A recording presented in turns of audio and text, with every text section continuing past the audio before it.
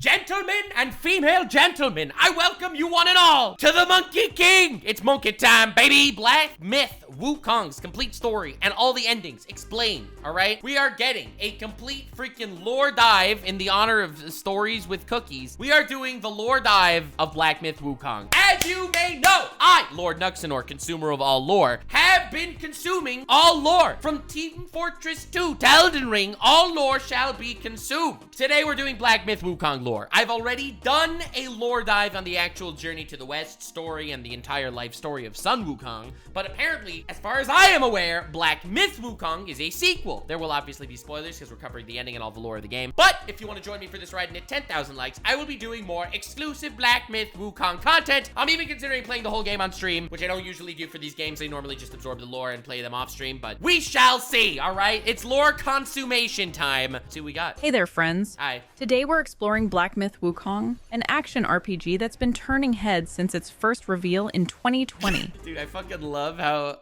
I absolutely adore how journalists are still saying, the very controversial game, Black Myth Wukong. Yeah, very controversial game, my asshole. It's like you see the fucking reviews. Every single time you get the reviews, it's just glorious. Oh my god. Stunning game, breathtaking combat, absolutely incredible. 6 out of 10.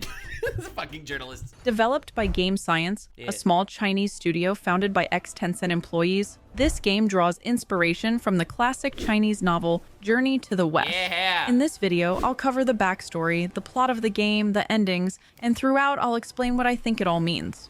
Note that as much as I would love to cover each boss, there are— I only heard the intro. Yeah, I was thinking of doing a much more in-depth look at the entire Journey to the West story. I know Overly Sarcastic Productions did a really good one on that, apparently, or like 15 videos on that. So I was thinking of doing another deep dive there, but you know! Are over 90, so I will only focus on those that are plot relevant or that I find interesting. Let's go. So what's the story all about? God, it looks so fucking good. Well, when you are ready, grab a cookie and I'm ready. hot chocolate, sit back, It's and monkey let's time! journey into this world of Chinese folklore. And can we give a shout out to the people that promoted this game to the masses, the journalists, all the people that tried to cancel this game before its very release. Thank you so much for doing all of their job advertising it so freaking well. Shout out to journalists everywhere. Monkey! Let's start with the classic novel Journey to the West, All right. which the game draws I've already done the lore dive here, so. inspiration from, shall we? This tale, written in the 16th century during the Ming Dynasty, is one of China's 4 great classical novels and has been a cornerstone Oh, what the fuck? I didn't realize it was that much of a pillar of Chinese culture. Like, I knew it was obviously an awesome myth. I didn't realize it was that impactful. of Chinese culture for centuries. Journey to the West begins with the birth of Sun Wukong, the Monkey King, who is born from a Giant stone on a mountain! stone. Wukong's rise to kingship begins shortly after his birth. His courage and cleverness impress the other monkeys. And he becomes the Monkey King. All right, I've already done a full lore dive on the Journey to the West story. I will do the recap instead. I'll skip to the actual Sun Wukong, Black Myth Wukong part of the story, but I'll give you the quick fucking recap here for those of you that are uninitiated. Monkey King born on a mountain, out of a stone. It was pretty awesome. All the monkeys were like, holy shit, this monkey's fucking awesome. And that monkey was like, I am in fact fucking awesome. He then became the Monkey King. He founded on Mount Uaguo, his epic village place, by jumping through a waterfall and finding a utopia. This is where he and his monkeys actually started to live. Now, Sun Wukong was a relatively prideful individual, and he didn't like this whole idea of, I don't know, dying eventually, so he started a quest to become overpowered as fuck and immortality as shit. He then trained under many masters, learned the breathing art of immortality. He ended up pissing off some celestial beings because he was actually insanely goated, so he was kidnapped by death, but he beat death up and erased his name from the book of death. So he cannot die, okay? That's pretty fucking crazy. Level 2 immortality gained. Anyway, he ends up making enemies with the fucking gods up there. They didn't like that this one overpowered monkey was actually becoming more infamous and famous than all of them. They ended up giving him a shitty job, and he didn't, like, they made believe it was an honor. Monkey King guy was like, oh, I don't care about this. This is a shitty job. And he decided to steal their shit and leave, and he ended up declaring war with heaven. They had many fights. Monkey King kept taking W's. They locked him in a furnace to burn him alive. Didn't work. in fact, only made him stronger. He had 7 times different levels of immortality and superpowers until eventually Monkey King was challenged by Buddha. The Jade Emperor, the king of those gods, went to the Buddha and was like, all right, Buddha, help us with the Monkey King. This guy's overpowered as shit. So then the goat, Buddha, walks up to Monkey King and was like, I challenge you to a game. If you could leave the palm of my hand, you win and you get everything. But if you can't leave the palm of my hand, then you lose. Monkey King, still a prideful little dude, was like, hell yeah, dude. Hell yeah, dude. I got this. So he jumps off of his hand in mere seconds to the edge of the known universe. He writes his name. Wukong was here, but then he realizes he was still in Buddha's hand because Buddha is connected to all of the universe. He couldn't leave Buddha's hand at all. So he lost. He was sealed in a stone for 500 years. Much later, Trippy Taka, this dude who was on the pilgrimage from China to India, awakens the Monkey King from his prison in the stone. He gives him a tiara that kind of mind controls him for the journey. Monkey King acts as a glorified epic bodyguard, fucking destroys all sorts of enemies, and reaches some level of enlightenment by the end of the journey to the West. And that was the journey to the West, the pilgrimage from China to India. He became Buddha. He was one with all things. He became a fucking awesome mad lad legend. Dude is awesome. Hero. We love him. And he is the inspiration for like probably all of shonen anime. The idea of you start off as this egotistical, pompous guy wanting power, and you end your story as a much more sagely figure that is actually powerful. So that is the basic gist story of Wukong. And I know because I've done the lore dive. I will consume all lore. Okay, all lore. Literally all lore. So, all right, let's see what Black Myth Wukong does. Apparently it's a sequel, as far as I'm aware. Compassion. All right, let's now actually, the tiara just hurts him physically. It doesn't mind control him. You get the idea! cover the plot of Black Myth Wukong. In the intro cinematic, we learn that Sun Wukong, despite attaining Buddhahood... Oh, so this literally is a sequel. Okay, let's fucking go. Black Myth Wukong literally is a sequel to the legendary Chinese myth of Journey to the West. All right, that's what I thought, but that's pretty awesome. Found the celestial rules too constraining for his free-spirited nature. He decided to ditch his heavenly status and return... I'm a little surprised by that, because doesn't that kind of insult the legend of Wukong a little? I'm surprised China allowed a game to realize that freedom is more important than, you know, holiness or whatever. But all right, I guess it is within Wukong's character, but it's definitely an interesting way for the story to go. Turned to his beloved mountain, choosing to revel in life's God, the animation is so fucking clean. simple joys. However, this relaxing life wasn't so relaxing when everyone was knocking at his door with threats because they wanted him to bend the knee and serve again. Sun Wukong was fed up with the Classic authoritarianism, baby. Classic authoritarianism. Holy shit. hostility since they had been killing other monkeys, so he faced the mongrels of the court, leading to the epic fight we witness.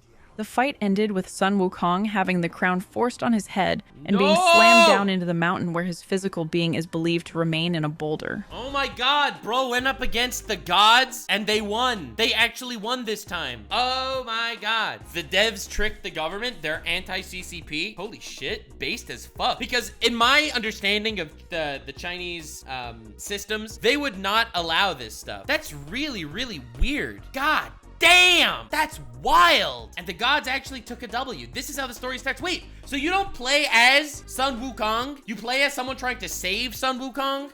Foul monkey! That's fucking racist. Holy shit, now we know where Frieza got this shit from. Taste my axe! God damn.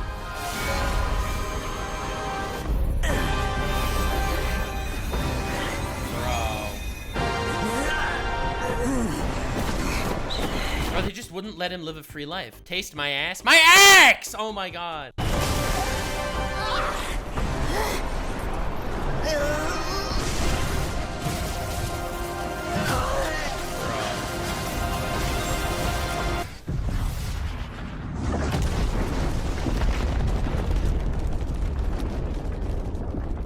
Okay, so first of all, my fucking god, that's beautiful. Holy shit. Centuries passed. Look, did you see that intro? That was insane! I'm gonna watch all the cinematics after this. Definitely leave a like if you want me to do that. But God, that was insane! That was gorgeous! God damn. So ultimately, this is a game of authoritarianism versus freedom. It seems like, at least from the first few minutes of where the story seems to be going. The story starts off as Monkey King constantly needing to be under pressure of some authoritarian government. The gods fight him and defeat him because they don't want him to have freedom. They don't want him to enjoy the little things of life. Oh my fucking god, this is crazy. Pass, and we are brought to the present time. Sun Wukong's spirit, apparently not one for staying in one piece, shatters into 6 relics. Oh, These shit. are the 6 senses of the Great Sage. These fragments Yes, the 6 senses. We all know the 6 senses. There's sight, smell, touch, taste, hearing, and ass. The 6 senses of the gods. each with a mind of its own, True. scatter across the land and become part of our hero's quest. We meet our protagonist. So the protagonist is just some random dude that you act as the random guy, the hero of legend, trying to reclaim the 6 senses of Sun Wukong, who was sealed hundreds of years prior, to revive the Monkey King. To revive some sort of agent of freedom, because throughout time, it really seems like the gods just maintained this authority over them. Now, the real irony is, the reason why I feel like this story fits so well in the modern climate of today, especially in China, when all sorts of media are super duper policed and all that shit, and they seal away any forms of freedom. So this guy, the protagonist, is gonna try to unite freedom together to fight against the fucking mainstream media misinformation machine. Protagonist, the Destined One, who must now venture through all the lands The 6 tastes: sweet, salty, bitter, savory, sour, and ass. True. in search of these elusive relics. The first chapter, aptly titled Black Cloud Red Fire, Alright. sets the stage for this epic scavenger hunt. It is Woohoo! believed that Did Bao play this game? And if she did she say smash when she saw these guys? bringing these relics back to the mountain may bring Sun Wukong back. The Destined One gets a crash course in magical stealth, Oh learning my god, it's Heimerdinger! to transform into a golden cicada to scout the mountain unnoticed. Yeah, stealth, baby! As they explore their surroundings, our hero encounters nameless souls drifting aimlessly. A mysterious guide introduces them to a humble gourd with not-so-humble powers. This magical container The Estus flask. can save lost souls, banish their obsessions, and set them free. Alright. The Destined The gourd from Naruto. One's journey is shaping up to be more than just a simple treasure hunt. They're tasked with mending paths, guiding lost souls, and uncovering the true meaning behind Sun Wukong's final choice. I do think that's interesting. I like that idea. That it's not just about necessarily uniting these pieces and finding them, because you need to be a being of integrity and spirit and shit as well in order to be some sort of person to carry the legacy of Sun Wukong. So you have to guide all these souls to literally make yourself a more suitable person, a more suitable candidate to be the one to bring this age of freedom by saving Sun Wukong. Because this isn't just a story about a glorified scavenger hunt. You need to hone your own mind and body as well. That's a lot of what the story of Sun Wukong originally is supposed to be. The original legend is how Sun Wukong started off as a overpowered, true, but a rash character, and through endless disciplines and trials and tribulations managed to become a very respectable Buddha type figure. A character that recognized the beauty of the world around him and actually found peace in himself as well. So I do like that you have to kind of mirror his journey in some way to reach this level to reunite these 6 senses. I think that fits really, really well in the lore. As the adventure continues, our hero reaches Cicadas are not stealthy. Bro, if you could transform into anything and fly around, would your enemy suspect a cicada? Really? The bug that flies around as they fly? No, the enemy would never expect it. It is a psychological advantage, okay? They would never expect a cicada. the ancient Guanyin Temple, Oh, yucky. which was burned down in a Oh my tragic god, bro, walked right out of berserk for this one. Yikers. incident. Elder Jinchi, a monk shit. at the temple, coveted Oh, I heard you get these animation scenes between the major arcs. a special robe called the Kasaya of Everspark that was brought by visiting monks. A wolf spirit who was Jinchi's student devised a plan to steal the Kasaya to repay his master's teachings. However, another student expanded on this plan and set fire to kill the visiting monks. Yeah. The fire then spread out of control and engulfed the entire Guanyin temple, destroying it. Oh my Elder God. Jinchi, overwhelmed by guilt that his greed had led to this disaster, took his own life. In the game, our hero faces against Elder Jinchi in an alternate dimension, reached by ringing 3 bells. Oh my fucking god, that is so cool. You fight against the spirit of the person that took his own life out of guilt because his greed killed all his students. Oh my god. And they have him here with like needles in his head, eyes closed. Doesn't want to see the world. Bro looks like Harvey Weinstein. Be you who took the Kasaya. And he's blinded and he's just gonna blame you for shit. Rip. Cooked.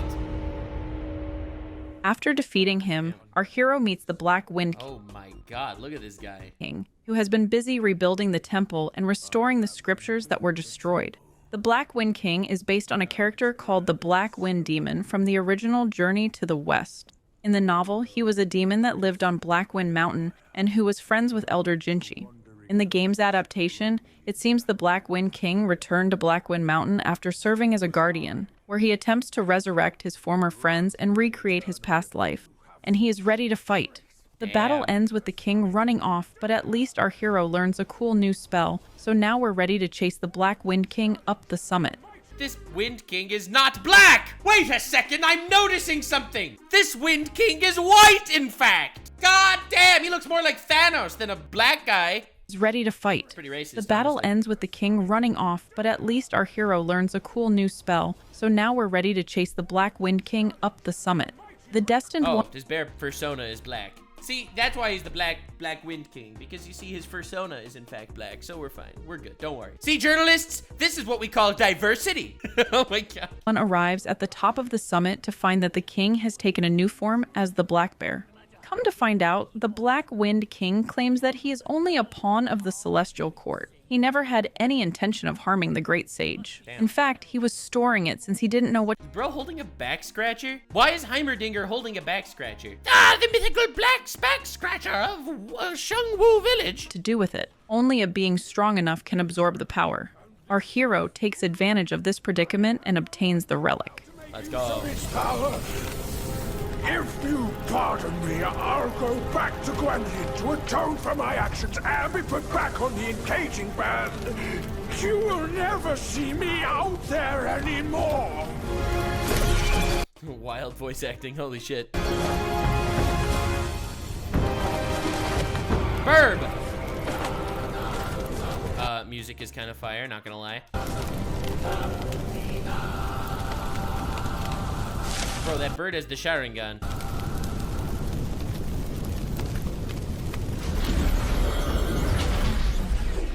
At the conclusion of the chapter, we see a cutscene depicting the burning of the Guanyin Temple mentioned before. It concludes by showing the Black Bear, who was instructed by Guanyin Buddha to guide Elder Jinchi to his destiny. The bear expresses confusion about Jinchi's obsession with the Kasaya, noting that true Buddhist monks should be focused They shouldn't care about earthly possessions. They should only care about some sort of higher power. They should think that everything is everything. on sacrificing material desires Yeah. and seeking inner peace. Yes, sir. Guanyin explains that But Jinchi he was too fucking greedy. He couldn't let up on it. He was a false Buddha, and it destroyed him and his entire castle. Jinchi's fixation on the Kasaya It fits really fucking well in the greater themes of the story, honestly. actually reveals his failure to achieve genuine enlightenment. Yeah. He's using an outward symbol of enlightenment to mask his inner lack of spiritual progress. This scene serves to underscore the central themes of the chapter: the dangers of greed and the often ironic gap between outward appearances and true inner peace. What? Greedy religious people? That's never happened before! There's no such thing as a greedy religious man. We all know religious people don't care for wealth. That's true. That's true. Greedy religious people, they don't exist. See, this guy Kenneth Copeland, this guy that's worth like hundreds of millions of dollars that he allegedly scammed his devout followers with, this guy doesn't care about the money. He takes their money purely for altruistic purposes. Master, it's Right, so the main theme of the first one is greed, right? To reach true enlightenment and true Buddhahood, your idea, your big concept here is you have to release your want of all earthly possessions, and that includes money. This guy did not have that. So as a major theme of the story, being attaining enlightenment, this guy is the antithesis of enlightenment. still puzzles me. A monk's lust for gold should be quelled. Why does Elder Jinchi still cling to that one Kasaya? True. Bereft of that Kasaya, how shall they show the world their ties are cut and their lust is quelled? The story then transitions Right. into Chapter 2, Yellow Sand Desolate Dusk. Our hero is woken up with 50 arrows sticking out of him Based. I like getting impaled by a lot of good men before my run in the morning. by a headless bard singing us melodies. Fortunately, our bard friend brings our hero back to life.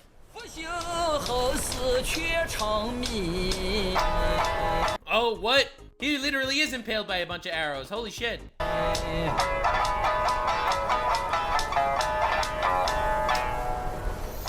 Haste makes waste. Haste makes waste! As he shoots him with 50 arrows. I'll lend you a hand.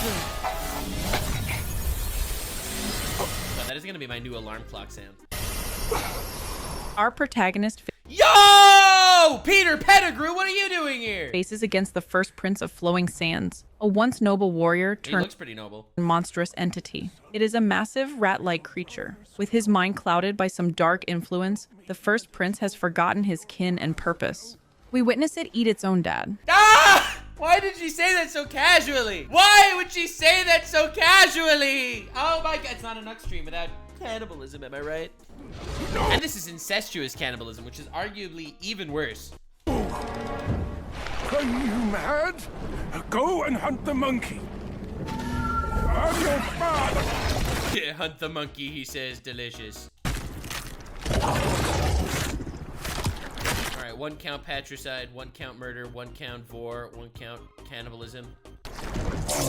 Bro's literally fucking hitting the bingo with 1 action. Bro! You're just standing there, you watch him eat his own dad? Ain't no, this giant rat looking guy? Bro, oh my god, this is just slightly less hairy Keemstar over here. Get cooked, first prince of the flowing sands. Next, our hero battles one of my favorite bosses, Oh, the shit. Tiger Vanguard.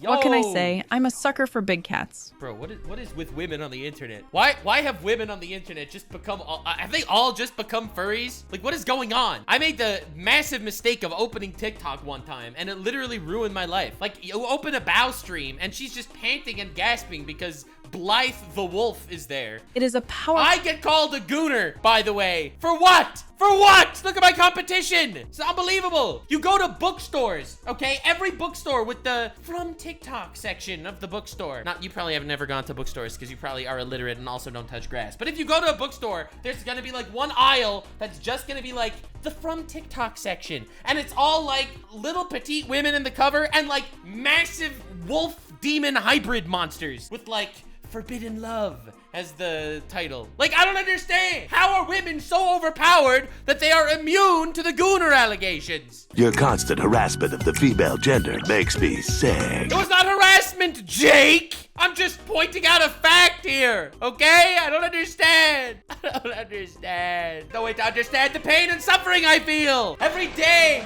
every time. They call me a gooner for what? For what? Have they seen any female VTubers stream? But I hold the brunt of the gooner allegations.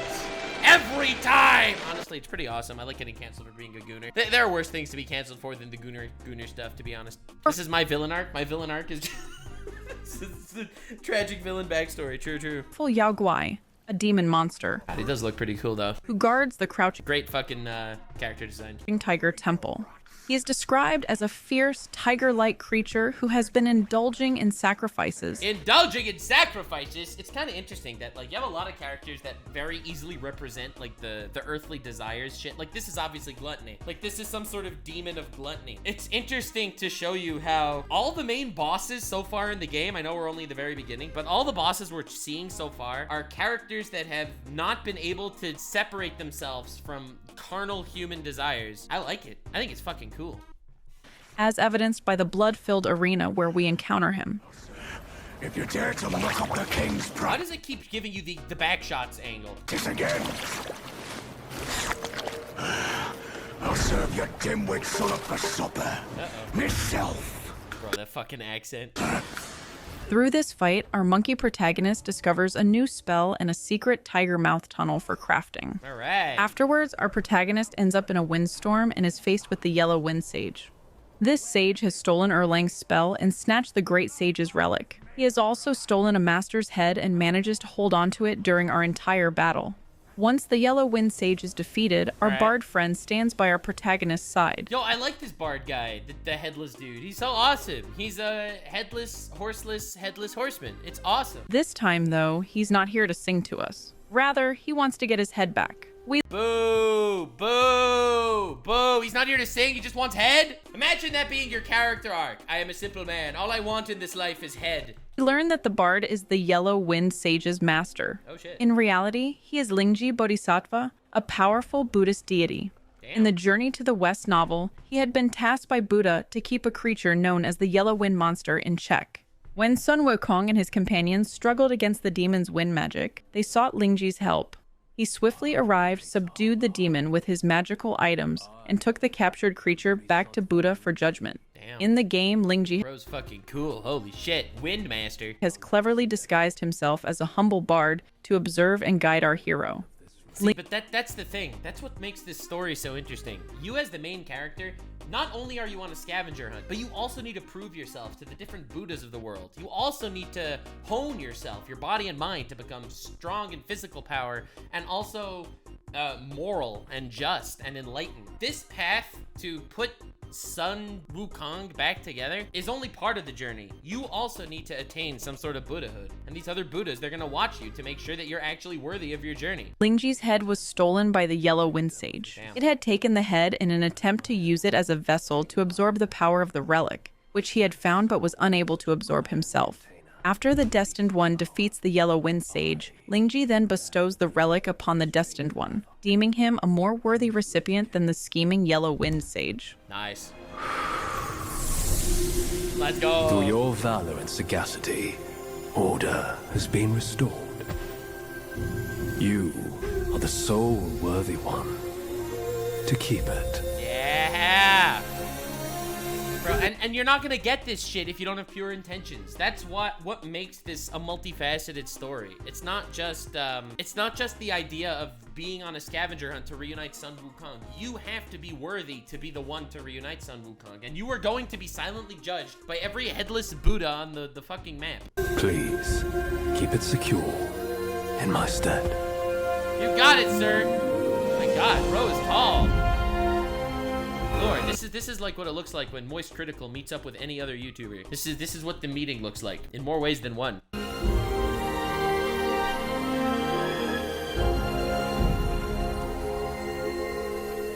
At the end of the chapter, we see a complex allegory drawing on traditional Chinese fox spirit folklore. The protagonist rescues an injured white fox from a trap, which transforms into a beautiful woman. Let's fucking go! The Gooner allegations are back, baby! We are so back! We are so back! Let's freaking go! Yes, sir! Yes, sir! You know the difference between men gooners and women gooners on the internet? You see, men gooners need the cute wolf spirit to turn into a beautiful woman. The female gooners need the hunk of a man to turn into a fucking snarling wolf monster. That's the difference, okay? He marries her and has children, Let's seemingly go! rewarded Bro freaking is insane with that shit. for his kindness. However, this idyllic life is shattered when he returns home to find his family devoured by another fox woman. NTR, baby.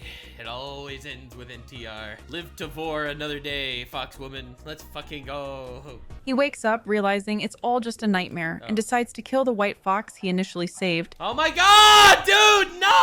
What the fuck? turning it into a coat. Well, at least it's a nice coat, so what is the moral here? This story appears to warn of the dangers of trusting appearances, suggesting we should reject the supernatural, no matter how alluring it may initially appear. What the fuck fairy tale is that? I'm going through so many emotions. Wait a second. He finds a poor fox. He brings it home. He has a dream that the fox he has a life with the fox, turns into a woman, fucks the fox, has a baby with the fox. It's a half fox baby. Then the woman fox turns into a fox monster, eats everyone. What's the moral here? What is the moral? Kill the foxes is the moral? Reject horny, embrace violence. Oh my God. Yao Guais. Each of them bears a distinct root from birth, superior and inferior. None should disturb what's decided. Am I right, Sun Wukong? Oh shit. The adventure continues into God damn.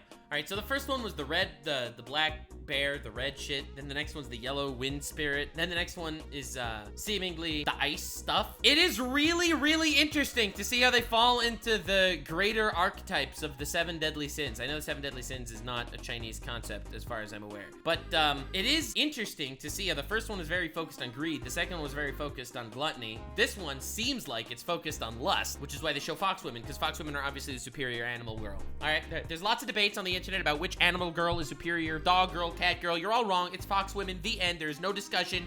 You can literally go fuck yourself. There is no competition. To a new chapter titled White... Unless we're talking wolf girl. Okay, I'm now understanding the Gunnar allegations. I'm now understanding them a little better. Snow Ice Cold.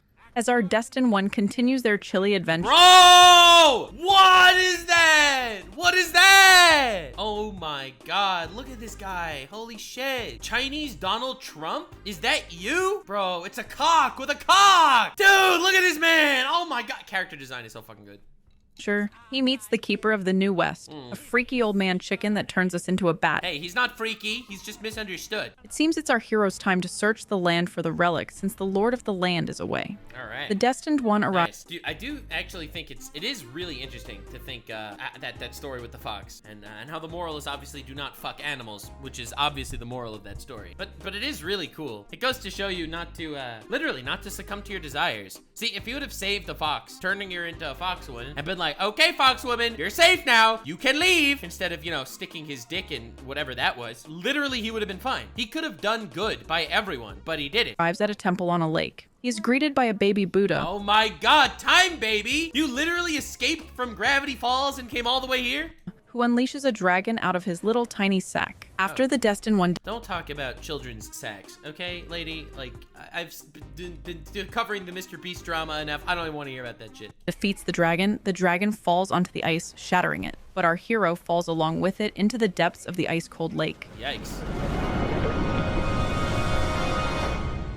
After this unfortunate cold bath, our monkey friend finds himself imprisoned in the Pagoda realm. No, the Pagoda realm? What is that, the Shadow realm? Bro, don't touch my sack or it'll release the dragon. Traversing this terrain, he comes upon a shrine called Mani Wheel.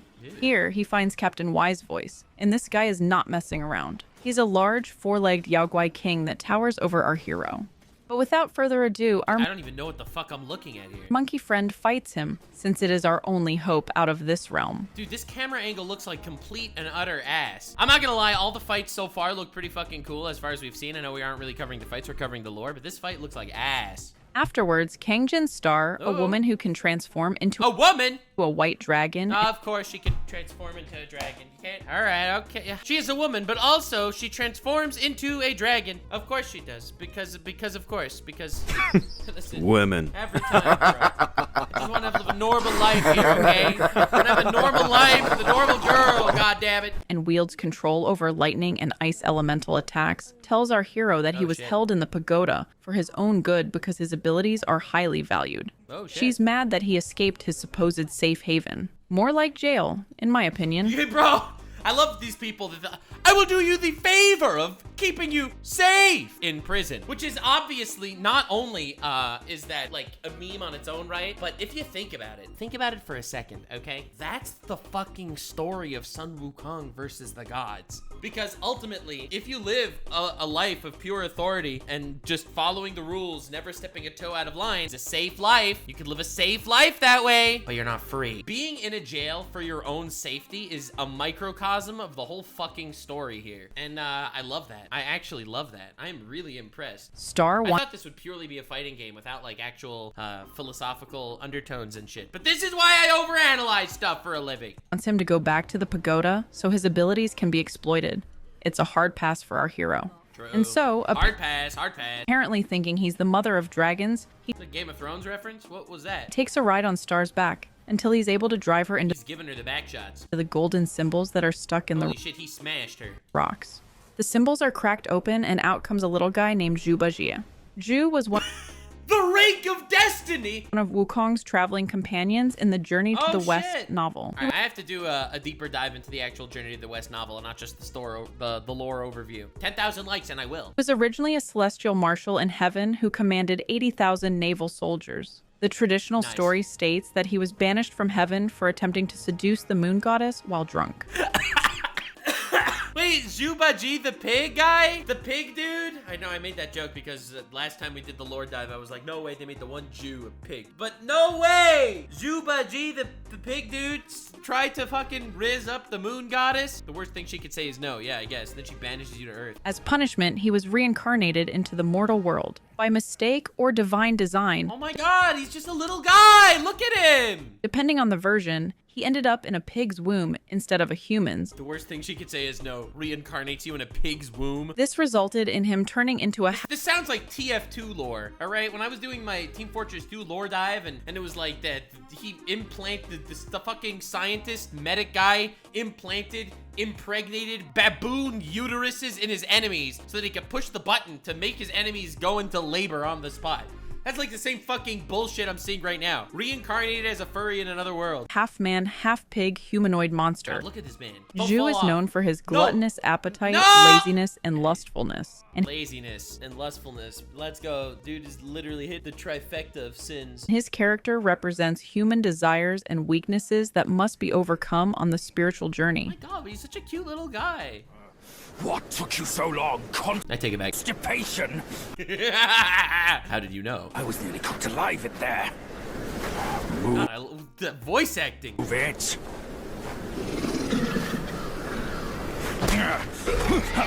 Got him. God, is that Boogie 2988? Blasted eyesore. Wasn't even worth my second glance back in the court. Oh, bro! Wait, because in his past life, when he was up there in heaven, he was like, shit, I could have done way better than you. You ugly bitch. Your constant harassment of the female gender makes me sick. I don't know, man. I'm with you on this one, Jake. Bro, I'd reincarnate this dude as a pig. Afterwards, we ride away on a really cool-looking giant turtle island. We meet with Yo, look at that. That's beautiful. Afterwards, we Yo, look at the design! God, I know giant island turtles is like a really old, I would say trope, but this is obviously mythological, so it fits. But ride damn. away on a really cool-looking giant turtle island. We meet with the baby Buddha once again, This bitch. who essentially tells our hero to worship at each temple if he wants to see Buddha and what he has to offer. Unfortunately, even after all that worshiping, our hero doesn't see the Buddha's path. He's been bamboozled. So he makes his way back to the temple on the lake. Inside, the baby Buddha tells our hero about Bro, why is there a baby Buddha? Jinshanzi, a figure from ages past who questioned the hierarchy of the heavens and everyone else below. This was a problem since he was questioning the ways of worship, so he had to go into hiding. This Damn. misplaced Questioning the ways of worship? Get out of here! Questions about a religion? But I thought religions weren't radical dogmas that force you to not ask questions. At least they shouldn't be. worship leads to a provocative question. Why bet on the sutra when one oneself can be a Buddha? Fantastic question. This questions the traditional Buddhist approach of studying scriptures as the path to enlightenment. This interaction is important in the greater understanding of Sun Wukong and his ego as well, because he thinks it's easier to just claim himself as the Buddha instead of following the scriptures. Damn, all right, interesting. That's an interesting dichotomy between reaching enlightenment and the path taken to reach enlightenment. Because I am firmly of the belief, personal Nux ideology here, that everyone could reach, let's call it enlightenment for a lack of a better word, through your own path, because we are all built differently. Otherwise, God wouldn't have needed to create all of us. Why did he create all of us dudes? Because we're all fucking different. He didn't make us clones, obviously. So this concept of enlightenment has to be from different angles, that everyone has their own path, in my understanding. The question that they're asking here in Black Myth Wukong seems to be like, if you're not following the sutra, meaning the exact methodology of how to attain enlightenment, that doesn't necessarily mean that you are doing something wrong if you do attain enlightenment. And it very much seems like this authoritarian rule of the gods in this myth are that no one is allowed to follow a path that isn't directly the path laid out for you. They give you a fucking path, You have to walk that fucking line. No toes out of line. You want freedom? We give you the axe. Literally, in this case. So, I like that we're questioning the idea of maybe perhaps reaching enlightenment just through a different angle than is the direct scripture angle. And I think that's really interesting. I think that's a really good question, and it's definitely something that isn't necessarily accepted by major authoritarian parties or religions. Afterwards, the baby Buddha reveals himself as Yellowbrow, a powerful monk who wields a lightning mace and can Yellowbrow! I remember him from the lore. transform himself. Apparently, Bro, look at this dude's brows. Holy shit. God damn, look at this guy. Oh my god, he's got more hair on his eyebrows than I do on my fucking head. Yellowbrow believes our hero is Well, maybe not me, but Asmongold. misguided, since he isn't all about the scriptures. That's why he wants to convert us.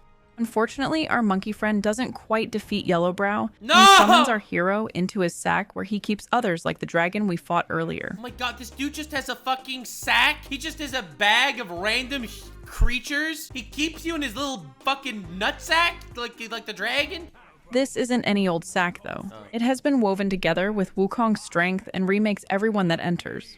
But on the bright side, This fucking lore is so good. at least the little admiral is in here Bottomless sack, Harry Potter style. too. The only way out is, you guessed it, fighting. Yeah, it's a fighting game, baby. And so our hero makes his way out. But Yellowbrow still wants I our like how it doesn't actually spoil any of the fights in this video, and it's just talking about the lore. hero Portable gulag, true. to be enlightened into Buddhahood. The Destined One fights and defeats him. Afterwards, Yellowbrow runs out of the temple only to break the ice. This causes him to fall into the depths Rip, of the cold bitch. lake along with the relic. Deserved. Guy was an asshole, didn't like him anyway. Then bam, baby Buddha is back.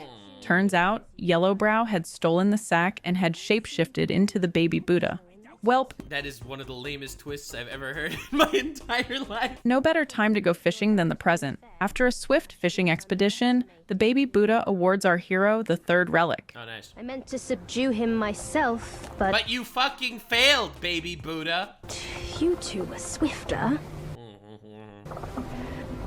Fortune favors you, Baji. Yeah, sure. Fortune favors me. Yeah, that and fighting my life for my life out of a gulag. But I see great potential in this young one. He might just be the right monkey. Monkey!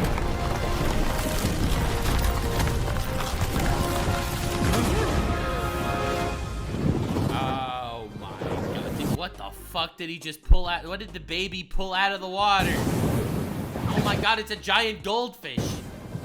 It's honestly fucking beautiful.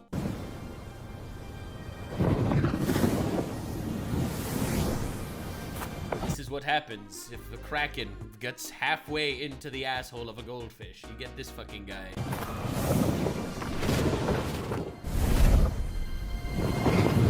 Like, At the end of the They chapter, just unleashed that carp into the world and that's it? It's like, congratulations, you succeeded! Pulls the Kraken Magikarp out of the fucking floor and just lets it go. This is why Gyarados is flying type, ladies and gentlemen. we see a cutscene featuring a massive creature with Bro, why? Why would they... Literally spread eagle. Holy shit. the extraordinary ability to heal and generate riches from its unsightly body. Oh. After nearly drowning, it's My god, it's Nikocado Avocado. rescued by villagers and begins to provide healing and wealth to its saviors. The creature is seemingly deified, receiving offerings of food and reverence from the villagers, but the situation takes a dark turn when the villagers, apparently dissatisfied with the arrangement, violently attack the creature. Why would they do that? It's literally giving you wealth and shit. Why would you... Why? In the aftermath, the creature converses with Jin Chanzi, who reprimands it for prioritizing winning above all else. The creature Damn, is that pride? The sin of pride? retorts by questioning the point of considering means and ends if winning isn't the ultimate goal. Nah, it's a huge L. The humans fucking annihilated it. One guy. The country was poor. Humans. Am I right, guys? Classic humans. Every time. This cutscene appears to highlight Oh my god, look, this is tragic. Blood coming from its eyes, ravaged, its ribs showing. Holy shit. the corrupting influence of power and wealth, as well as the fickle nature of human devotion. I mean, that's based. Humans are only going to be devoted as long as they have something to gain out of it. The moment they have something to gain from not being devoted, that's it. Again, I proved it to you, Jin Shanzu. You chose a means to an end, not to a proof. You sow chaos in hearts just for the sake of winning. How absurd and pathetic. True. If not for winning, why debate over means and ends? The story That's a pretty good fucking line. But ultimately, pride was his undoing. He really just thought it was all part of his plan. He entered into a position where he became this prideful guy purely to taunt humans into fucking ravaging his flesh and destroying him, just to completely prove himself and prove that these humans are fucking monster savages. God damn. Great voice acting, great character moment, harrowing moral, obviously. But yeah, goddamn. story then transitions to chapter 4, titled Rosy Cheeks, Gray Hair. This chapter is one juicy love story. We are introduced to a hag with unusual marital habits. She marries a mate each season only to devour him afterwards. Unusual marital habits? Isn't that just your average marriage in America? Women.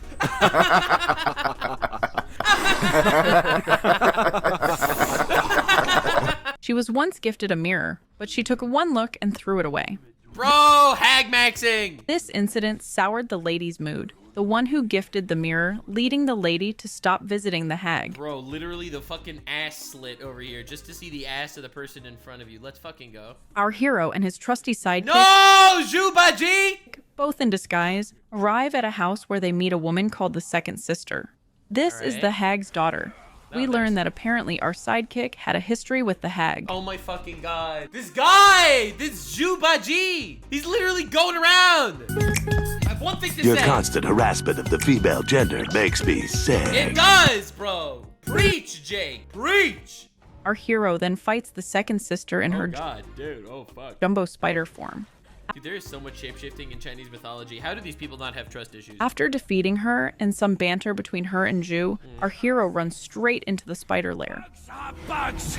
Wearing human skin can't change your gross nature! Bro, he's such a fucking misogynist, this little fucker. This little fucking guy. In before the gaming journalists find a way to do this shit. Game journalists be like, we were right all along! You see this little pig fuck guy? Yeah, sure. We are so low compared to you, a glorious admiral of the court. And the last monkey still fresh in his grave.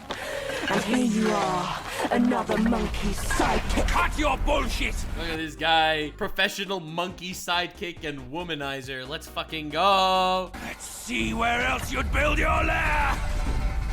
Ah! Bro's talking a big game for a little piggy with a rake.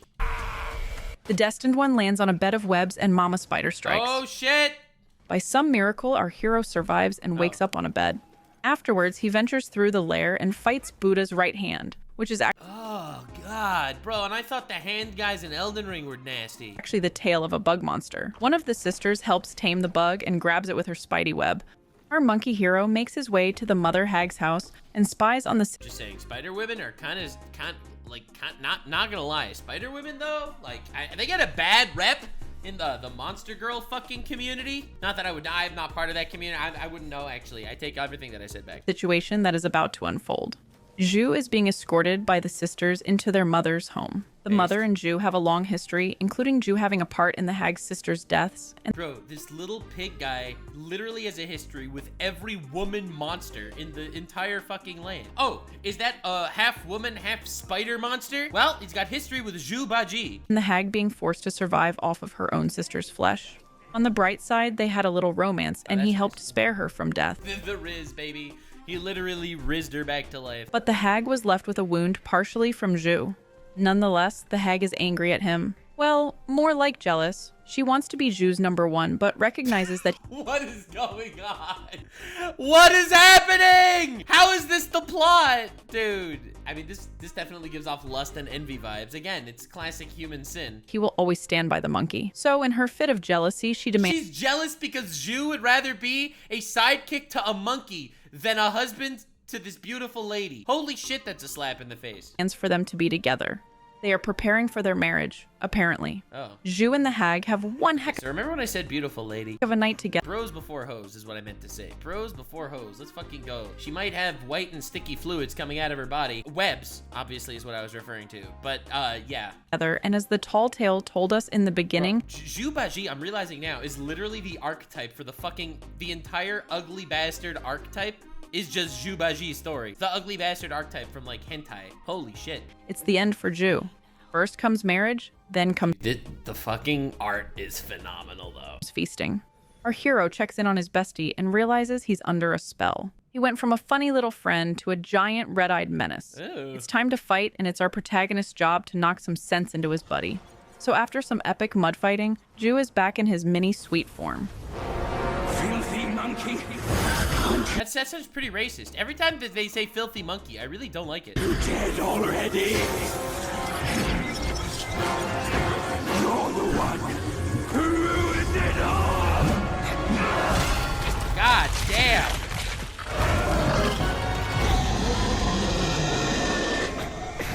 You actually have to fight your best friend, sidekick, that got a crazy evil buff? That's a pretty cool boss.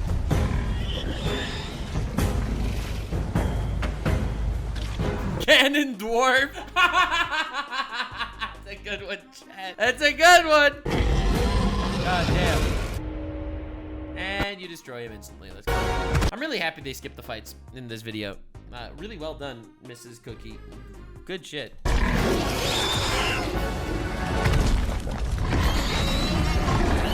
Got him. Got him. Yeah, the major sin of this entire arc was obviously envy. The lady that envied all the other people that Zhu Baji decided to spend his time with instead of her.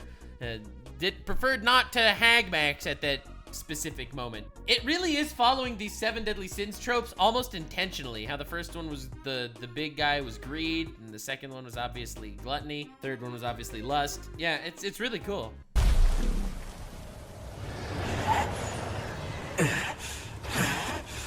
Just to be sure he is better, our monkey dude presents Zhu with the mirror that the hag threw away. Hey. And right when Zhu is becoming himself again, bam, the hag scoops him up with her web. Our hero doesn't No! hesitate to follow Zhu and rescue him from being eaten. Bro, this guy gets every single form of bondage done to him over the course of a single arc. Our monkey fights the hag until she runs off. Then he needs to track her down because she has the relic. Monkey's the bane of my life. Oh, me every time I collab with Sea-Dog VA. Monkey, the bane of my life. What is this? Ho's mad. Ho's mad. Why do you always have to ruin my plans? In what way am I any less than monkeys? This is fucking racist as shit. Oh my god. Bro, dude, I love how everyone thought that the main inspiration for Goku was Sun Wukong. People do not know that the main inspiration from Frieza is literally everyone else. This monkey that you love. I'll chop his heart, slice his liver, and make you eat them! And you wonder why you don't get no guys, bro. Come on, lady. And you kill her.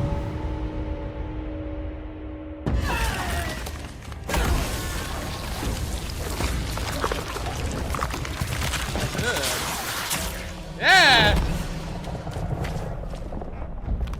What that ass do? Holy shit. Go after her! She has the relic! Go! I can take care of myself! Agreed. Sorry, pig guy. The hag is confronted with a 100-eyed Taoist master who takes and absorbs the relic from her and becomes a mega humanoid centipede. The master God damn it, she runs away from you only to give it to another guy to... How many bosses are in this game? This is like Elden Ring levels of bosses. and hag also have a history, just a different kind. Bro, everyone has fucked this lady. Every character in the canon has fucked this lady. The hag is now one with the master. Oh, He nice. doesn't stop there, though. He wants all of our heroes' relics, so we fight. The master claims he is doing this to avenge the hag, but in truth, he's just greedy for relics. Makes sense. The sisters are even upset with the way the master treats their mother, so they join our monkey in the fight. This battle is shit. insane and even includes sword-swallowing stunts. Yo, this guy's a centipede. Holy shit. Far too young to comprehend my design. Holy shit. Awesome fucking voicing, too.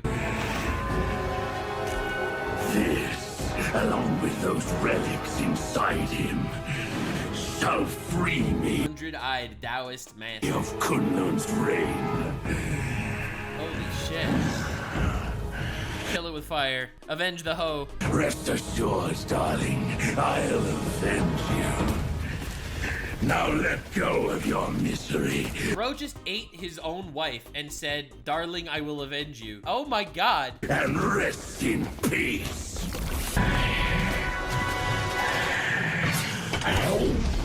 Ah!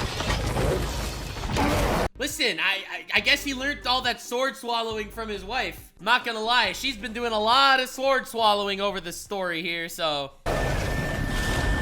Didn't expect the 100-eyed Taoist master to be the throat goat of the story.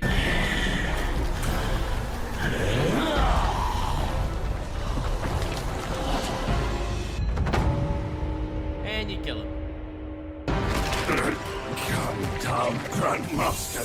I need you. Bye-bye, bye-bye. And he throws up his wife. This is reverse vor. We've all wanted it. All right, nicely done. No, she was such a nice lady, too. No, she wasn't a nice lady. Let her rot. Fuck her. Just like everyone else in the story. Oh my god.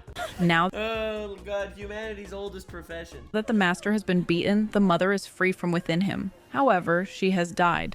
I know we are supposed to be Oh, the mother died? Oh. happy she's gone, but in a weird way, I feel bad for her. The love Bro, she's a fucking psycho widowmaker crazy spider bitch that gets off murdering and eating people. She kills all of her husbands and consumes them. Oh, what? love-hate relationship she had with Zhu led to her having a little girl with him, so now they stand no chance at being a family. They never stood a chance at being a family. She wanted to eat him. She wanted to eat him. In the end, at least our monkey receives the relic and Yeah. Zhu is still alive. Yeah, we take We even get a those. cute cutscene at the end showing the love story between Zhu and the hag, Oh, that's nice. whose real name is Violet Spider. Oh my fucking god, she was a mermaid. Oh, she wasn't a mermaid. You got a whole freaking Ariel scene with the beast. What? Whoever made this game was a furry of the highest magnitude. They were aiming this game literally at TikTok thirsty ass book talkers. Oh my god. Got a whole ass Disney backstory. Beauty and the Beast at ×4 divided by 6. What is even going on right now? Oh, that's beautiful. Oh, we love that. Oh, yeah. I love the way he becomes a bigger boar. Yeah, that's beautiful. Oh, now it's beautiful. Oh, now it's getting steamy, baby. It's a whole fur world. Oh, that's hot. Oh, that's hot. I mean, this is just classic Chinese demonology, though, right? I think this happens literally in every Chinese mythos, I think. Chat saying should have been me.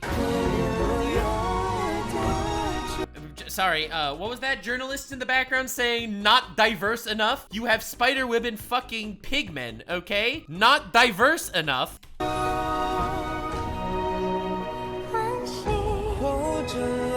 Bro, that's actually kind of adorable. Yeah, not the spider part, but... Oh my god, this is actually making me sad now. What the hell? You actually killed her and they did have like a wholesome relationship. No, I must not be sad that she's dead. She was a monster. She ate people, okay? Non-consensually. The tale then shifts. Okay, listen, as we all know, on my war crimes tier list, cannibalism is only a B tier crime, but non-consensual cannibalism is A tier. And she was a non-consensual cannibal, okay? To chapter 5, titled Golden Child Crimson Blood. The destined one hears a damsel in distress. It's a fox. It's a fox tied up in a tree. Okay, all right. She just shows a picture of a fox in a rope and is like, a damsel in distress. God, furry's eating so good right now. Our hero fights off a Yaoguai chief and saves the fox. Nice. Turns out the fox is actually the daughter of the Bull King and Princess Fair Fox. No way. And her name is Ping Ping. And per usual, our sidekick Ju has a history with her mother. Oh my fucking god, this guy gets around! Bro has literally bedded every woman in the verse. Except this time he had a hand in killing her. Oh. The Bull King is dying and his Awkward. daughter wants our hero to help, which he can't resist since she called him a kind monkey. And True, fair, valid. If you call me a kind monkey, I'll do fucking anything. no one ever calls him that. That was so close. She's so cute though. Thank you for saving me. I am the Bull King's daughter, Ping Ping. Nonsense! The bull has no daughter. Dare to fool me, scoundrel! I know who you are. My mother is Princess Fairfox. You killed her. Awkward. Oh no. He doesn't deny it or anything. He's just like. My father is dying. Please, kind monkey, help me and my family. Bro, she is really zigzagging. She's fucking ADHD'd out the wazoo. To add to the family drama, Ping Ping's brother turned on them and Really fucking awesome character design. Like, I'm not even gonna lie. Character design is so fire. has been keeping the family on lockdown, controlling their every move. That's why Ping Ping was out in Bro, she even has a foxtail and everything. Oh my god. the wild by herself. That was until she was tied up in a tree because her brother sent his army after her. This How is that a response? Why were you tied up in a tree? Well, my brother sent an army after me. was the army our hero had encountered at the beginning of the chapter. Apparently, the way to save Ping Ping's father is by using her stepmother's plantain fan. So our hero follows Ping Ping to the palace where the stepmother is. Sitting on the throne is Rakshasi, Ping Ping's stepmother, waiting for her arrival. This family knows who our hero truly is and his purpose, beyond just being called the Destined One. They are scared of our monkey, in fact. Oh shit, lore. Actual lore about the protagonist. Next, the Keeper of the Flaming Mountain shows up to this family affair. We learn that the Keeper and Rakshasi were once lovers. He's at the palace to profess his desire for Rakshasi to run off with him because he is scared what will happen once our hero obtains all the relics.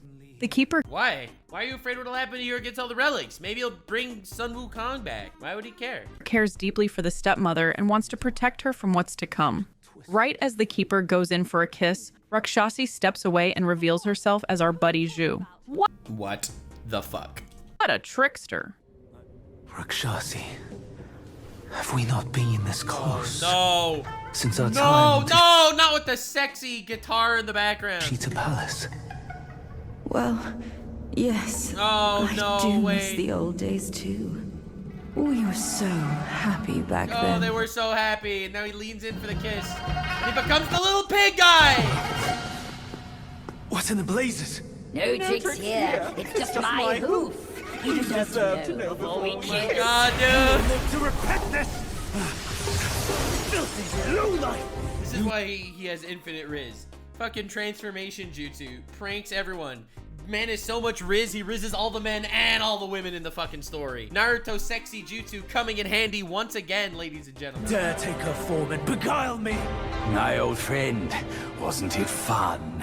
Now since the Keeper has Oh my god, that's insane. That's crazy. Equal opportunity Riz. It's wild. Bro's just cracked. Also, I'm sorry. I know that I was witnessing what was going on, that weird fucking situation, but can I just say for just the briefest of moments, who wrote this dialogue and had him say what the blazes? What's in the blazes? What's in the blazes? You could have come up with something a little better than what's in the blazes? Keeper has revealed his concerns regarding the relics and his knowledge of the Destined One. It's time to fight. Yeah. Our eavesdropping cicada monkey flies in and helps Ju take down the Cicada Keeper of the monkey! Flaming Mountain. Except instead of fighting the Keeper directly, Of course. our hero has to fight a yin-yang fish that swallowed Ju whole. Makes it. Bro gets bored.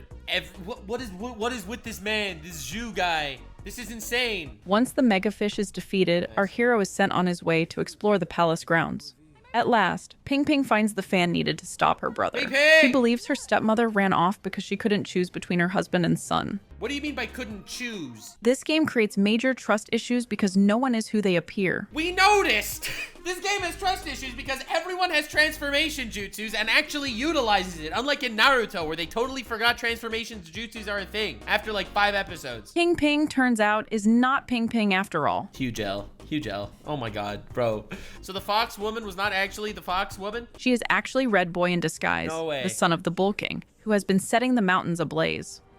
Worry not, old born fool. I'll see you shortly.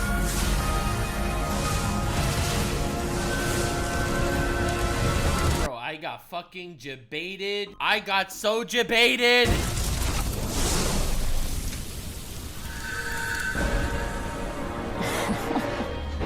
You could have enjoyed a good show, but you simply Red boy. This is a red boy. lack the taste. Oh my god. I should have just killed you all. Our hero Yeah. fights the sun, but he is only temporarily defeated, not vanquished. But without further ado, the Bull King throws up the relic. He's been keeping it in his stomach. But right as our hero reaches for the relic, Red Boy swipes it. He used a fake death talisman and is back for more. Oh my god. It's a fox. Oh no, the fox was actually a girl. Oh no, the girl was actually a red boy. Oh, the red boy's dead. Oh, the red boy is alive. Yes, his hairline is cooked, but don't worry. Without hesitation, Oh my god, that character design goes crazy. Red Boy absorbs it and becomes even more hideous. Oh my lord, that Asmongold hairline. Fucking going insane. After defeating him again, the stepmother Rakshasi shows up to the party. She promises to stay secluded with her family and keep them all under control. This is the real stepmother, not last time, where it was the stepmother that was actually the pig guy transformed as the stepmother that rizzed the other dude. Don't worry, there are no trust issues here. Even her crazy... See, again, I feel like a major theme in this story are how everyone trusts their eyes and differentiation. This is one of the things I was talking about in the original lore dive of Sun Wukong.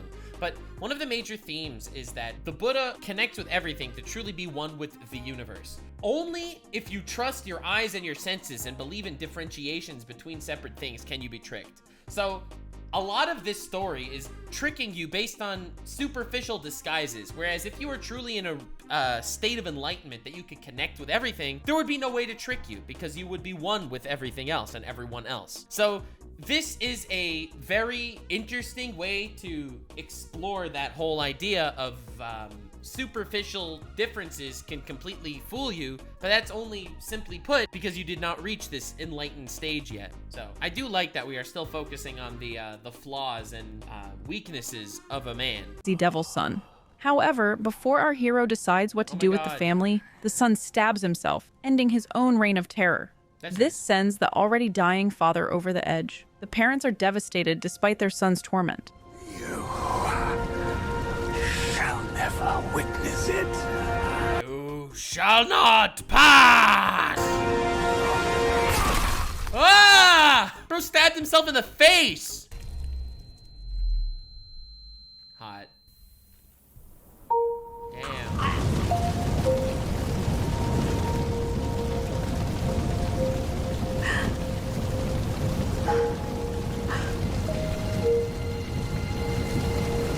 They somehow managed to take these fucking demented monsters and give them such tragic death.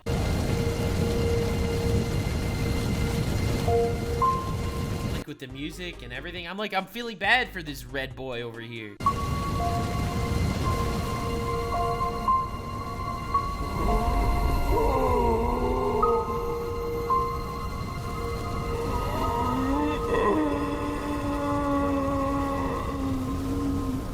At the end of the chapter, we see a cutscene showing the story of the Bull King, who was a character in Journey to the West. Bro, ain't no way. This is literally Demon Slayer shit, making you feel bad for all these fucking heinous monsters a second before they die. In the original tale, he was initially one of Sun Wukong's sworn brothers and allies, but later became an antagonist. The Bull King was married to Princess Iron Fan and was the father of Red Boy. He ruled over a fiery mountain region that Wukong and his companions had to pass through on their journey. This led to conflict between the former allies, as Wukong tried to obtain Princess Iron Fan's magic fan to extinguish the fires. The Bull King fought against Wukong to protect his territory and family, resulting in an epic battle between the two powerful demons. In the game's cutscene, we also learn that Zhu kills Ping Ping's mother. And Damn, that's when you actually see it. It seems like Wukong seemingly died in the Bull King's arms, though this appears to be a departure from the original tale. In the end, it seems the Bull King and Wukong weren't so different after all. They both wanted to obtain Buddhahood and freedom, but obtaining both is unrealistic, which led to— True, because if you attain Buddhahood, you are one with the world. You are enclosed in your direct path. How could you be a Buddha and also be free? To their downfall. The way I saw it, with enough merit and a position before the Buddha, they would leave me be, and all of you as well. Now I see, for someone like me, staying alive is enough to be a transgression. Holy shit. Existence is a transgression if it doesn't fall into line. Brother, take care of your wife and children. And we kill them. And remember, steer clear of my remains. Oh, God. We are now onto the 6th and Dude, what a fucking crazy cutscene. Holy shit. final chapter, titled Unfinished. In this chapter, with the 5 relics in hand, our protagonist wants to find Wukong and discover who he truly is. Our hero is first confronted by the Yo, what the dude? Man can give hand jobs and blowjobs at the same time. Holy shit, bro gives head and hand simultaneously. Bro, if you punched his face, you're technically high-fiving him. Supreme Inspector, a humanoid flying creature with a hand for a head. After Some wild fucking design. defeating him, our hero plummets down from the sky and is saved by Wukong's somersault cloud. Yo, it seems our monkey Nimbus. is the new master of the cloud.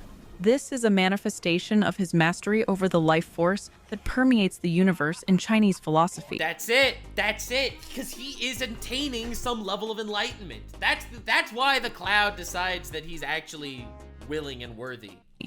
Gift it is! It's Wukong's somersault cloud! I was wringing my brain how to fetch you, but this savvy one's already on it! Bro was literally falling to his death, and Pig Guy was like, what can we do? Good thing he's attained enlightenment so that the magic Nimbus came to save his ass. It must have been hidden here amongst the mist until it sensed the relics on you. Thanks to them, it recalled its master and saved your skin. Sun Wukong seemingly lives on in these mountains. Not only was his cloud here, but he also has his armor scattered. As our hero defeats enemies, like the gold armor Rhino, he is rewarded with pieces of Wukong's epic armor Shit, that's so cool. until he completes the set. But there is one thing still missing. He still needs the staff. So Ju and our monkey venture into the water curtain cave. The staff. What was the staff's name again? Something Bang. The Rui Jingu Bang! Pretty cool fucking name. This cave is near and dear to Ju, since he used to frequent it with Wukong back in the day. Aw, The man. cave remains the same as when Ju was last there, except that in front of him now stands Wukong's staff, tall and mighty. Since our hero is the destined one, he is able to wield the staff, finally making him a true Oh shit, actual sword into stone shit. warrior like Sun Wukong. The staff is so powerful, it breaks through the skin with the slightest touch, and a small wrap can cripple muscles. It's literally earth-shattering. By accepting the staff, our hero is accepting his fate.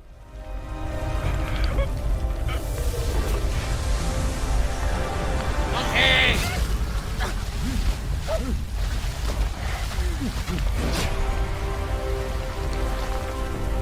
There's no turning back. Yes, sir. Bro got it. Bro got the fucking stick. That's a metaphor for bisexuality. Now, you look exactly like Wukong. You're all set, kid. You look like a fierce warrior. Our hero follows Ju Bro, it's such a cool fucking game. I wonder if you're like more than just a random monkey. I wonder if you are some sort of reincarnation of Wukong. through the mountains until they reach the top. And this brings us to the end of the game. There are multiple endings based on the player's actions, so we will cover what we know so far about each. We're still in the early release days, so there may be more to be discovered. Anyway, let's start with the first default ending. Zhu and our hero approach the boulder at the top of the mountain that is believed to Alright, ending spoilers in case you're unaware, but we are doing the lore dive, so we gotta do what we gotta do. It is my duty. host Wukong inside. This specific boulder is more than a rock, though. It's apparently an obsession realm, a space that transforms unfinished aspirations into real and illusory realms. Holy shit, that's insane. One can interact with the past and future within these realms. The boulder does not, therefore, actually— The boulder has an issue with fighting a small, blind girl. The boulder feels conflict. Have Wukong inside it like the elders believe, but it still holds his memories. Our hero is teleported into the boulder to discover what The boulder takes issue with your comment! Wukong has been up to. Our hero is led through Wukong's memory by the elder monkey from the beginning cutscene. That's pretty awesome.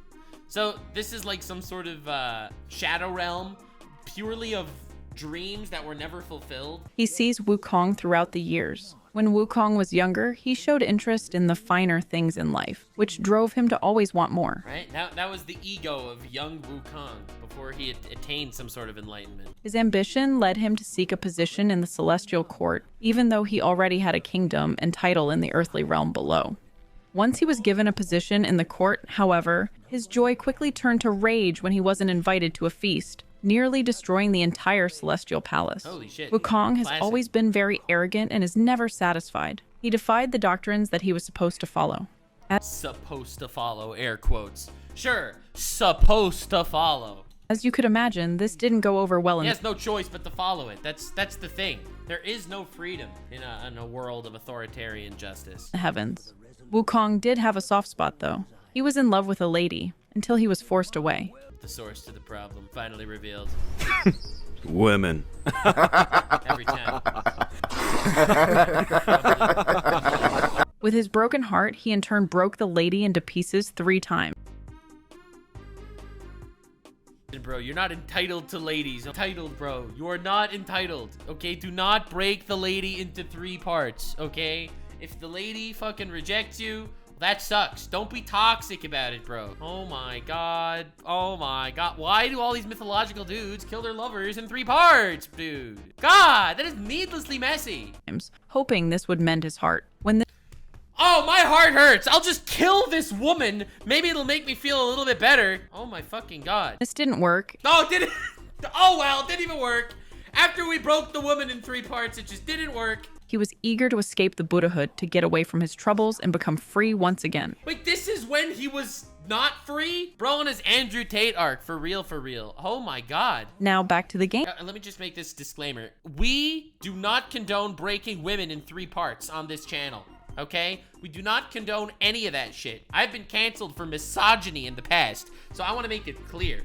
We are not misogynists. We are advocates for gender equality, and I don't think women should be broken, especially not in 3 parts. Game. Now that our hero has a better understanding of Wukong, he is ready to embrace his fate. He has been on a mission this whole game to collect 6 relics, but he only has 5. Oh, shit. The relics represent Wukong's eyes, ears, nose, tongue, body, and mind. All right. Our monkey has all but the mind relic, or so he thinks. The elder monkey shares with our hero that Oh, or so he thinks. he is the last relic. He is the mind. Actual Harry Potter Horcrux shit. He is the final relic. That's why he's the chosen one. And his... What was I telling you the whole time? How it's this entire journey beautifully mirrors exactly the not just searching for these relics, but it's actually mirroring the transformation that you need to go through in order to become someone that attains enlightenment.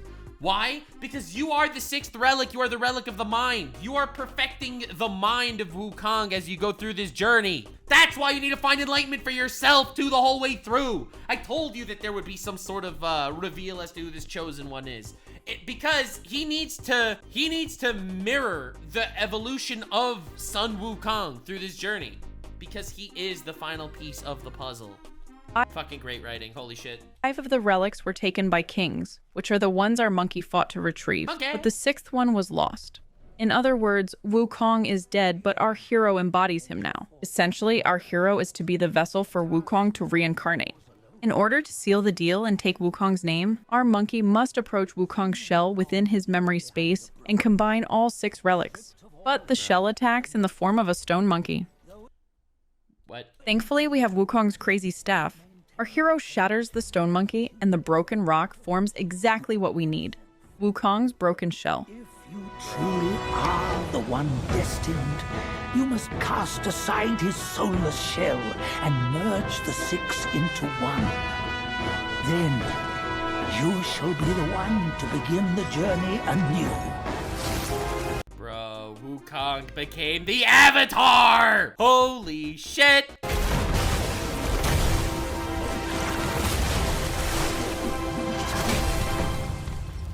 hone yourself to the degree that you can become a proper vessel for Wukong's next reincarnation. That's fucking awesome.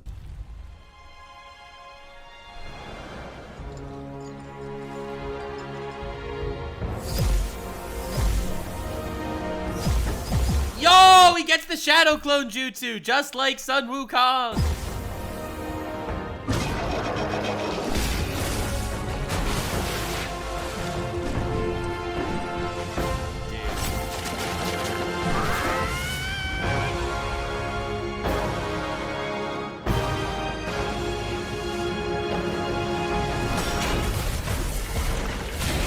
Alternate dimension Harambe, but do you cease to exist afterwards? Okay, chat, let me explain something to you about Buddhahood. Everything exists. That's the point. That is literally one of the major morals of the Sun Wukong lore. The major moral is, in pure Buddhahood, you connect with everything. Everything is everything else. It's a pantheistic view of the world. So yes, of course you still exist, because he has attained enlightenment. He is everything.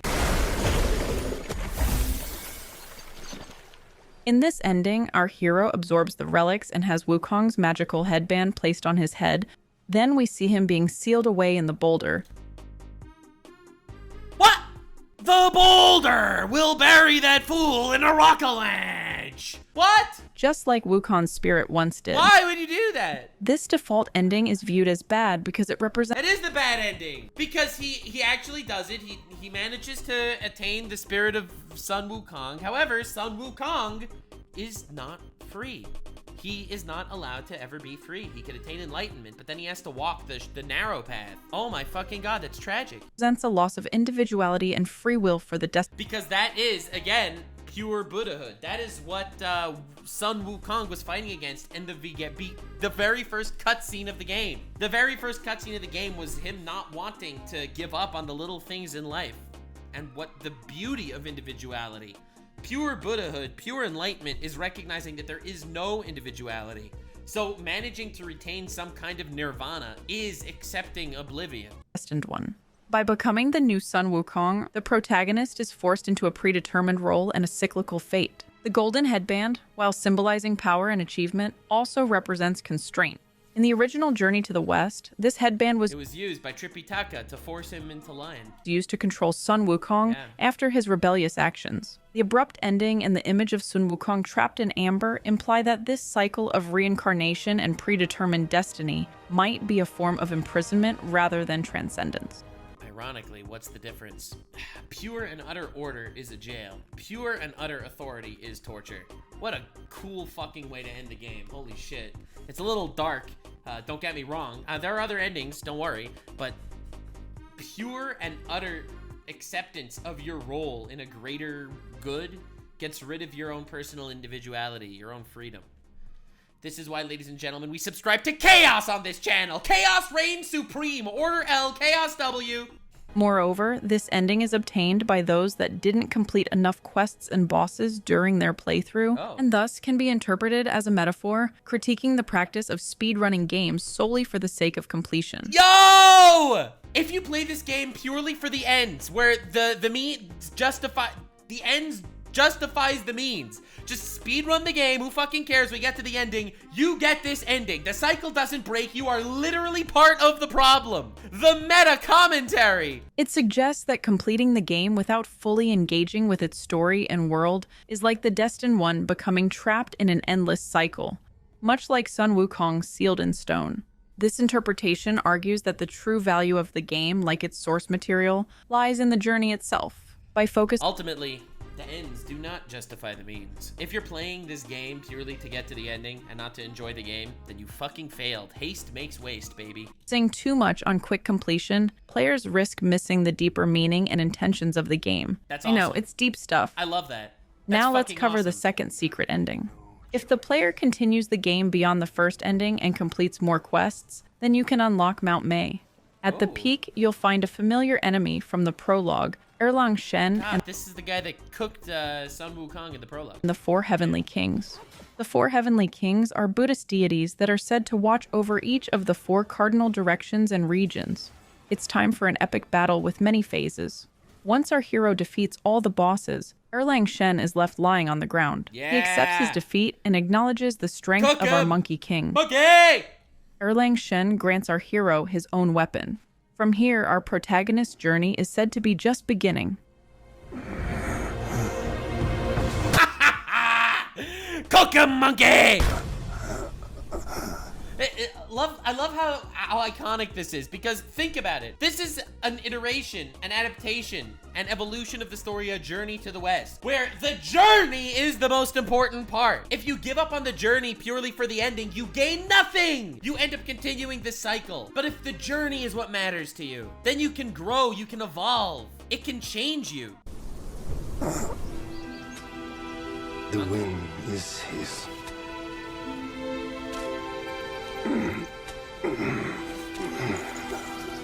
My brothers tested you at my behest.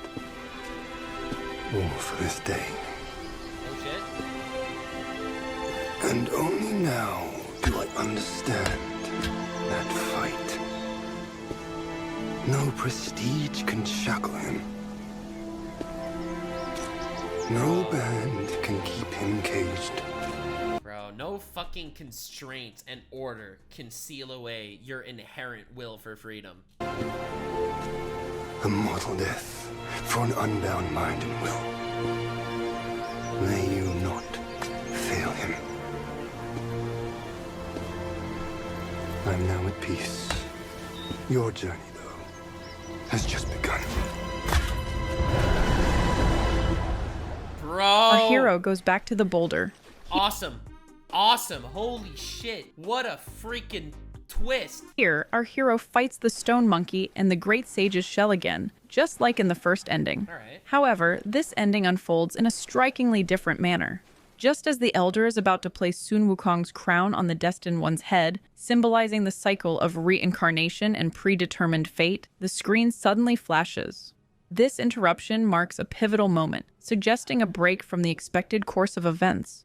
What follows is an animated sequence that pays homage to the classic Journey to the West story, showcasing Sun Wukong's legendary adventures alongside his companions. Bro. The sequence culminates with Wukong declaring his intention to attack the Celestial Palace, a moment that directly ties into the game's prologue and hints at a break of the cyclical nature of the story.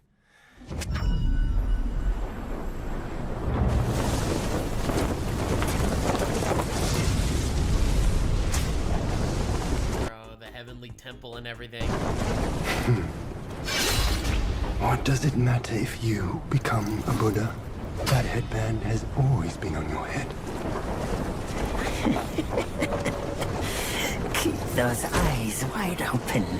Watch me rip it off and break free. The implications of this ending are significant. Unlike the Dude, so fucking cool. You break the loop of destiny. The destiny cycle gets fucking destroyed. Default ending, where the Destined One seems destined to become a reincarnation of Sun Wukong and potentially trapped in an endless cycle, the secret ending suggests a different fate. By interrupting the crowning ceremony and showing Sun Wukong's original adventures, it implies that the Destined One may retain their individuality. This outcome... That's freedom. Individuality is freedom. So while enlightenment and recognizing that everything is one and all that shit is really powerful and awesome and shit, it does cage your sense of self. Aligns more closely with the rebellious spirit of Sun Wukong, known for defying heavenly authority and forging his own path. And there you have it. Bro, fucking awesome. Holy shit. God, I love the endings. I love the story. I love the lore. I love what they do with this world, with this legend, with this myth. This was incredible. I'm not gonna lie. I think if you can lump both the story of the Journey to the West story and the Black Myth Wukong story together, I think this might be S-tier lore, which is pretty awesome. I only have like 4 lores that I've done my lore dive so far in S-tier. This might be there too. I have to cook on it a little bit. I have to cook. I have to do some more research into Journey to the West stuff, but it might be up there. The complete rundown of Black Myth Wukong's intricate story. What a wild ride through Chinese mythology it has been. If you enjoyed this deep dive in... That was really fucking good. Yo, definitely check out Stories with Cookies. They did a really good job putting this together. Even the gods won't stop me. This was really fucking good. We might have found another S tier, and it's really rare. It's rare to find an S tier, baby. Definitely an A, maybe even S. This was fucking awesome. I love the dichotomy between true unity versus the beauty of individuality as well.